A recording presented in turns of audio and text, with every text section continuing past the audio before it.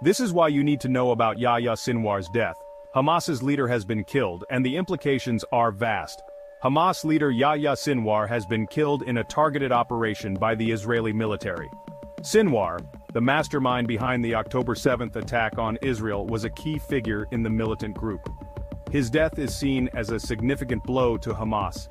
The implications of Sinwar's death are vast. There are speculations about a possible ceasefire and the release of hostages held by Hamas in Gaza. However, the humanitarian crisis in Gaza continues to escalate. Hospitals are overwhelmed, facing severe shortages of medical supplies and food. The World Health Organization accuses Israel of blocking medical aid from entering Gaza.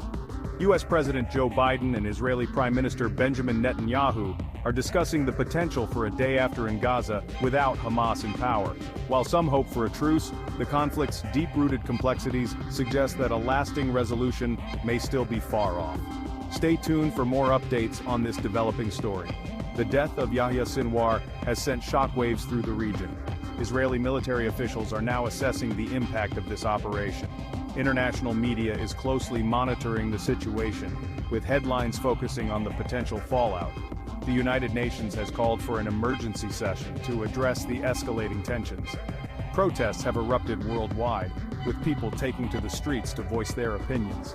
Social media is abuzz with reactions, as hashtags related to the conflict trend globally. Experts are debating the long-term consequences of Sinwar's death on the region's stability. Humanitarian organizations are ramping up efforts to provide aid to those affected. The conflict has severely disrupted education, with many schools damaged or closed. Thousands of families are now living in temporary shelters, facing dire conditions. International aid agencies are coordinating to ensure that relief reaches those in need. Political leaders around the world are giving statements, urging for calm and resolution. The current conflict is part of a long history of tensions in the region. Peace activists are calling for renewed efforts towards reconciliation and dialogue. The economic impact of the conflict is also being felt, with businesses suffering losses. Efforts to rebuild damaged infrastructure are underway, but challenges remain.